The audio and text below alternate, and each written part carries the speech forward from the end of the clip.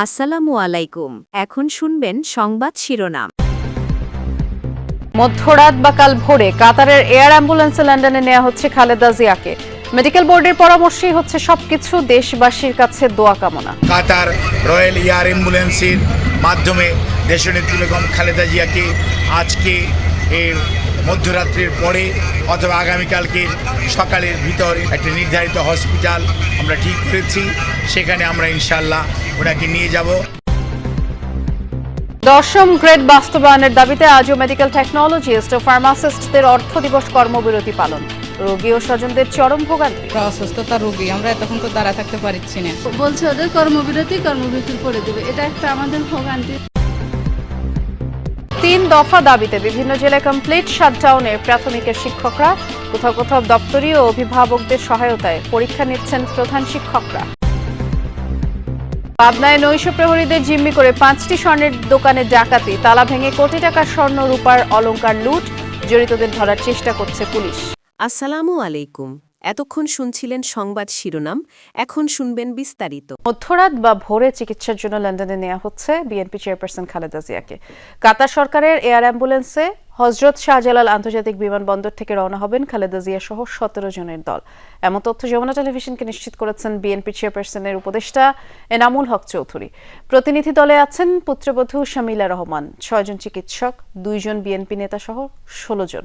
দুপুরে খালেদা জিয়ার শারীরিক অবস্থা নিয়ে ব্রিফ করেন তার ব্যক্তিগত চিকিৎসক ডাক্তার এজএম জাহিদ হোসেন। তিনি বলেন, বিদেশি চিকিৎসকদের সমন্বয়ে গঠিত খালেদা জিয়ার মেডিকেল বোর্ড সর্বসম্মত সিদ্ধান্ত মোতাবেক এবং শারীরিক অবস্থার আলোকে কাতারের অ্যাম্বুলেন্সে মধ্যরাতে বা ভোরে লন্ডনে নেওয়া হবে খালেদা জিয়াকে। যাত্রাপথে প্রতিকূলতার মধ্যেও চিকিৎসা দেওয়ার ব্যবস্থা গ্রহণ করা হয়েছে বলে জানান তিনি।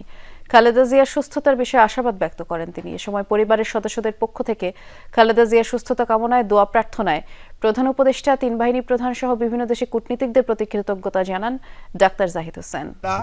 ইনশাআল্লাহ যদি সব কিছু ঠিক থাকে, আমরা কাতার রয়্যাল এয়ার অ্যাম্বুলেন্সের মাধ্যমে দেশনেত্রী বেগম খালেদা জিয়াকে আজকে এর মধ্যরাত্রির পরে অথবা আগামীকালকের সকালের ভিতর ইনশাআল্লাহ আমরা ওনাকে ইউকেতে অর্থাৎ লন্ডনে ওনাকে একটা নির্ধারিত হসপিটাল আমরা ঠিক করেছি, সেখানে আমরা ইনশাআল্লাহ ওনাকে নিয়ে যাব। বেগম খালেদা জিয়া কাতার এয়ারওয়েজে অ্যাম্বুলেন্সে যাওয়ার সম্ভাবনা আছে আগামীকালকে সকালে। অলরেডি কাতার সরকার অ্যাপ্রুভ করছে অ্যাম্বুলেন্স আসার জন্য। লন্ডনে যাবেন, লন্ডন ব্রিজ হসপিটালে ভর্তি হওয়ার জন্য। বিএনপি চেয়ারপারসন বেগম খালেদা জিয়ার দ্রুত আরোগ্য কামনায় আজও দেশের বিভিন্ন স্থানে দোয়া মাহফিলের আয়োজন করা হয়। সিলেটে হযরত শাহজালাল রহমতুল্লাহু আলাইহির মাজার মসজিদ প্রাঙ্গণে মিলাদ ও দোয়া মাহফিল অনুষ্ঠিত হয়। অংশ নেন বিএনপির সহ সাংগঠনিক সম্পাদক মিফতা সিদ্দিকী সহ দলের বিভিন্ন ইউনিটের নেতাকর্মীরা। বেগম খালেদা জিয়ার সুস্থতা কামনায় বিশেষ দোয়া করা হয়। বিএনপি চেয়ারপারসন দ্রুত সুস্থ হয়ে উঠবেন বলে প্রত্যাশা জানান নেতাকর্মীরা। 10ম গ্রেড বাস্তবায়নের দাবিতে সারা দেশের সরকারি হাসপাতালগুলোয় আধা বেলা কর্মবিরতি পালন করেছেন মেডিকেল টেকনোলজিস্ট ও ফার্মাসিস্টরা। দেশের বিভাগীয়, জেলা, উপজেলা পর্যায়ে সরকারি হাসপাতালে এই কর্মসূচি চলে। এতে রোগ নির্ণয়, পরীক্ষা এবং ওষুধ বিতরণ কার্যক্রম বন্ধ থাকায় চরম ভোগান্তিতে পড়েন রোগী ও স্বজনরা। ফেনীর ষাটোর্ধ্ব রোশনা বেগম স্বামী হারানোর পর থেকে দুমুঠো খাবার জোগাতে এই বয়সেও মানুষের বাড়ি কাজ করতে হয়। 2 দিন আগে পড়ে গিয়ে বুকে ও পায়ে মারাত্মক ব্যথা পান। গ্রাম্য ডাক্তার এক্স-রে করতে বললে সকালে আসেন সদরের জেনারেল হাসপাতালে, কিন্তু বাদ সাধে টেকনোলজিস্ট ও ফার্মাসিস্টদের কর্মবিরতি। কাজ কাম করতে করি মানুষ আছে করতে তারা কেউ নাই, ডাক্তার সব বদ্ধ। এমন পরিস্থিতি বহু রোগীর। সকাল থেকে দেশের সকল বিভাগীয়, জেলা ও উপজেলা পর্যায়ের সরকারি হাসপাতালে কর্মবিরতিতে যান টেকনোলজিস্ট ও ফার্মাসিস্টরা। এতে বন্ধ হয়ে যায় রোগ নির্ণয়, পরীক্ষা এবং ওষুধ বিতরণ কার্যক্রম। মৌলিক সেবা থেকে বঞ্চিত হতে হয় অসংখ্য মানুষকে। বলছি এখানে আসার জন্য, এখানে আসছি, সব বন্ধ, তালা মারা, সবকিছু বন্ধ। এখন কি কিছু বুঝতেছি না, কেন যে তারা চলে গেছে এটাই তো বুঝি না। বন্ধ বলতেছে, পরে নাকি আসবে, কখন আসবে, রোগী কি মারা যাবে নাকি? এখন আমি তো জরুরি করতে পারছি না, কি করতাম। যাদের সামর্থ্য ছিল তারা পরীক্ষা নিরীক্ষার জন্য ছুটে যান বেসরকারি ডায়াগনস্টিক সেন্টারে, কিন্তু নিম্ন আয়ের মানুষের সেই গতিও নেই। হাসপাতালে ঘন্টার পর ঘন্টা অপেক্ষায় থাকতে হয় তাদের। ঠিক কোন অপরাধে এমন দুর্ভোগ পোহাতে হচ্ছে জানা নেই কারোরই। বাইরের টেস্টগুলো করাইছি, এখন আজকের আবার আসছে, আজকের বলে 12টা পর্যন্ত কর্মবিরতি চলে, 12টার পর বলা যায় না ঠিক মতো তারা করতে পারবে না। রিপোর্ট দেওয়ার কথা দেবে 8টায়, হে রুগী 12টা দিলে এরা 12টা দিতে তো 2টাও বাজাইতে পারে, তাহলে রুগীটা কি মহাশ রুগী এটাকে বাঁচবে? আমরা তো গরিব মানুষ, আমরা তো আর বড় লোক না, তা আমাদের 2 টাকা বাঁচানোর জন্য তো আমরা সরকারি হাসপাতালে আসি। এখন সরকারি হাসপাতালে আসে যদি আমরা সেবা না পাই, ওষুধওয়ালারা বলছে যে 12টার পর ছাড়া আমরা ওষুধ দিতে পারবো না। মন্ত্রণালয়ের নির্দেশনা উপেক্ষা করে কর্মসূচিতে অন্য সরকারি প্রাথমিক বিদ্যালয়ের সহকারী শিক্ষকরা কমপ্লিট শাটডাউন কর্মসূচি চলছে।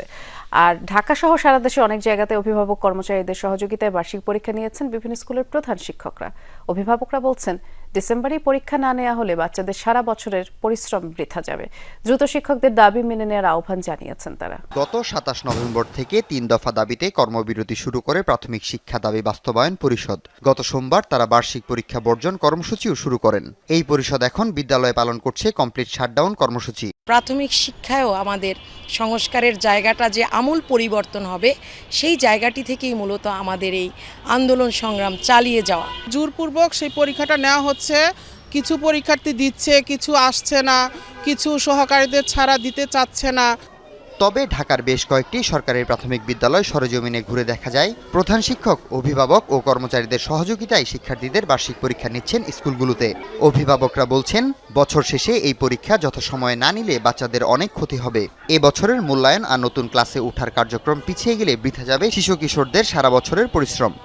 আগে বলতো আমাকে এখন পরীক্ষার হলে আইনে, তারপর কেন আমার না করতেছে? আমাদের বাচ্চাদের পরীক্ষা হতেই হবে, কারণ আমার বাচ্চার একটা প্রিপারেশন আছে, আমি বাচ্চাটাকে প্রস্তুত করে নিয়ে আসছি। টিচাররা নাই, বাচ্চাদের ক্ষতি হচ্ছে এটা আমরাও জানি, এখন জানলেও কিছু করার নাই, আমাদের বাচ্চার পরীক্ষা দরকার।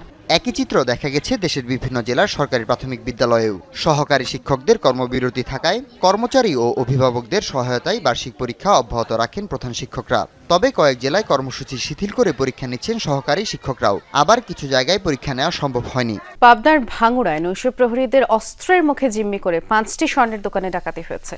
গতরাত গভীর রাতে উপজেলার অষ্টমনীষা বাজারে এই ঘটনা ঘটে। নৈশ প্রহরীরা জানান, 10-12 জনের ডাকাত দল বাজারে ঢুকে অস্ত্রের মুখে তাদেরকে জিম্মি করে রাখে। 5টি স্বর্ণের দোকানে তালা ভেঙে লুটপাট করে। ডাকাত দল কোটি টাকা মূল্যের স্বর্ণ, রূপার অলংকার, নগদ টাকা লুট করে। খবর পেয়ে ঘটনাস্থল পরিদর্শন করে পুলিশ। জড়িতদের শনাক্ত করে আইনের আওতায় আনার চেষ্টা চলছে। 3 জেলায় সড়ক দুর্ঘটনায় 5 জন নিহত হয়েছেন। এর মধ্যে কুমিল্লাতে একই পরিবারের 3 নারীর প্রাণ গেছে, এক শিশু আহত হয়েছে। দুপুরে কুমিল্লার তিতাস উপজেলার রাজাপুর গ্রামে এই ঘটনা ঘটে। স্থানীয়রা জানায়, বেপরোয়া গতির বালুবাহী একটি ট্রাক্টর নিয়ন্ত্রণ হারিয়ে রাস্তার পাশের নদীতে পড়ে যায়। চাপা পড়ে মারা যান 3 নারী। তারা নদীতে গোসল করছিলেন। নিহতরা হলেন রাজাপুর গ্রামের ইমন মিয়ার স্ত্রী রোজিনা আক্তার, ইমন মিয়ার ভাই ফারুক মিয়ার স্ত্রী শামসুন নাহার, ভাগ্নির স্ত্রী রিনা আক্তার। ফায়ার সার্ভিস স্থানীয়দের সহায়তায় তাদের মরদেহ উদ্ধার করা হয়। ঘটনার পরে ট্রাক্টরের চালক এবং হেলপার পালিয়ে যায়। এছাড়া কিশোরগঞ্জের পঞ্চগড়ে সড়ক দুর্ঘটনায় আরও 2 জনের প্রাণ গেছে।